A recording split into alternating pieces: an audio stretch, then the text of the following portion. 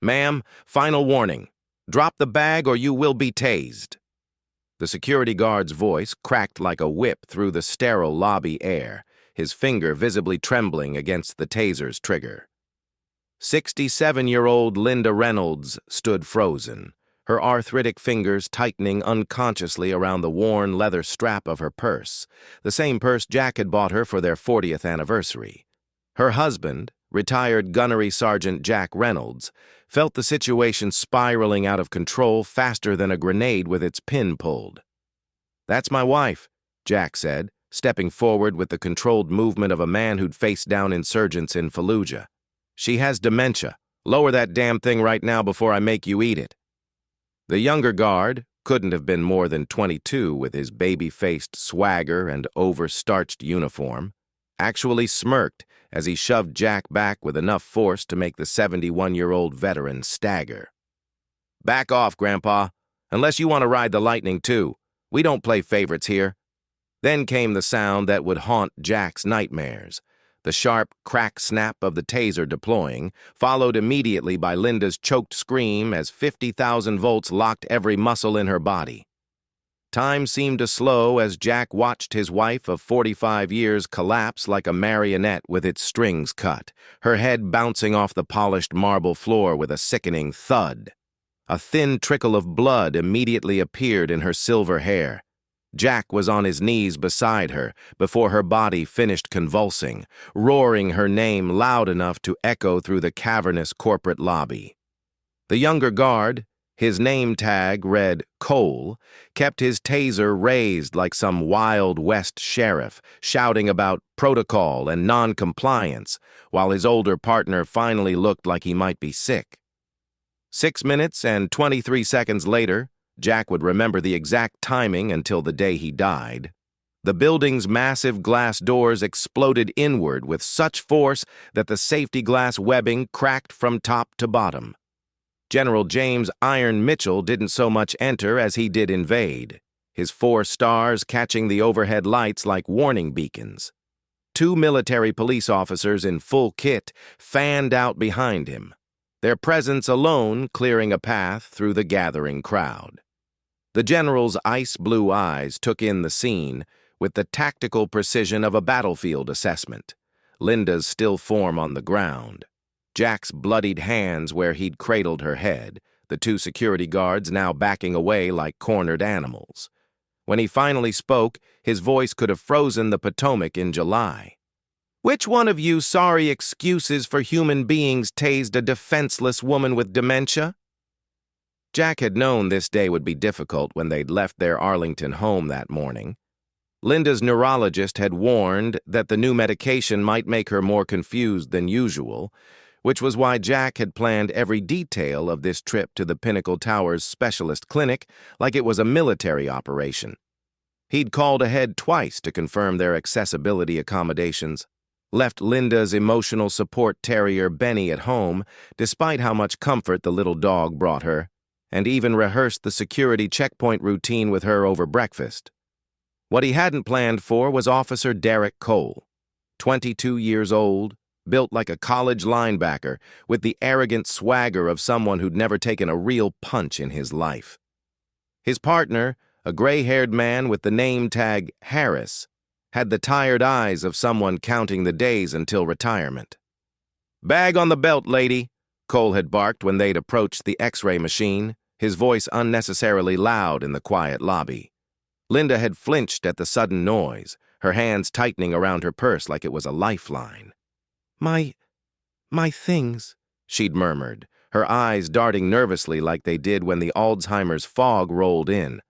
Jack had moved to help, already reaching for the bag's strap, when Cole stepped into his personal space with his hand resting threateningly on his baton. "Let her comply herself, old-timer. We've got procedures." The words "she can't" had been on Jack's lips when Cole's taser came out of its holster with a slick metallic sound. 1 second. That's all it took between Linda's confused whimper and Cole's finger tightening on the trigger. 1 second for Jack's world to fracture into before and after. After the taser's crackle faded, after Linda collapsed, after Jack's roar of anguish echoed off the marble walls, he'd known paramedics were coming. But more importantly, he'd known with cold certainty that this wouldn't stand, not while he still drew breath. The phone call had been brief. The number, one he hadn't dialed in nearly a decade, rang exactly once before being answered. Mitchell. Just that single word, but it carried the weight of decades of command.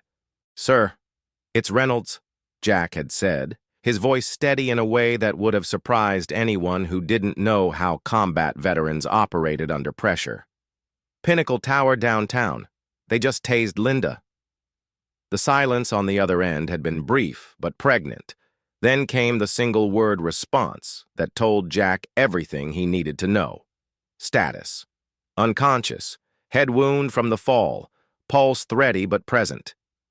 Jack's free hand had never stopped stroking Linda's hair, his fingers coming away sticky with blood. "General, they—" "6 minutes." The line went dead with military precision. Across the lobby, Cole had started sweating, his bravado cracking as he repeated to anyone who would listen, "She was resisting. I was following protocol."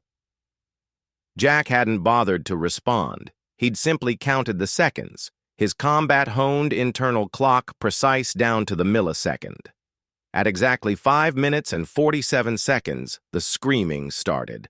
Not screams of pain, but the kind of panicked shouts that rippled through crowds when something primal and dangerous entered their space.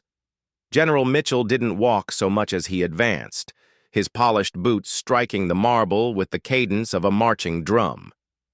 The 2 MPs flanking him moved like extensions of his will, their very presence causing the gathering crowd to instinctively press back against the walls. His eyes found Jack first, a brief, almost imperceptible nod that carried more meaning than 1,000 words. Then those ice-blue eyes locked onto Cole, who suddenly looked like he might soil his pressed uniform. "On your knees," Mitchell commanded, his voice cutting through the murmuring crowd like a knife. "Now." Cole actually managed a nervous laugh, his bravado crumbling even as he tried to maintain it. "You can't just—" Mitchell moved with a speed that belied his age and rank. One hand locked around Cole's throat while the other ripped the security badge from his chest with a sharp tear. "This says Titan Security," he growled, holding the badge so close to Cole's face his eyes crossed, trying to focus on it. "Know what mine says?" He leaned in until their noses nearly touched. "United States Armed Forces. Which do you think wins in this particular engagement?" The building manager came sprinting across the lobby then, his dress shoes slipping on the polished floor. "General, please, there must be some misunderstanding." Mitchell didn't even glance at him. "Lock down this building, every exit, every camera feed from the past hour, and get me your CEO's home address." The way he said it made it clear this wasn't a request. What followed wasn't justice, it was annihilation. Titan Security Solutions lost every government contract within 48 hours after Mitchell made a few calls. Their CEO resigned abruptly after what was only described as a private meeting with the general. Derek Cole faced assault charges, and when the video went viral, found himself unemployable in the security field. Last Jack heard, he was flipping burgers at a roadside diner in Nebraska. The Pinnacle Tower donated $5 million to dementia research and completely overhauled their security training programs to include medical condition recognition. Linda woke in a private room at Walter Reed's VIP wing, confused but unharmed beyond the concussion and some bruised ribs.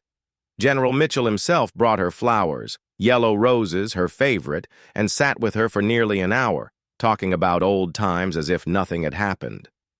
Jack stood at the window afterward, watching the Washington sunset paint the Potomac in hues of fire.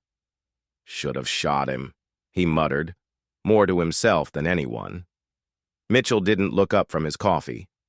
Next time.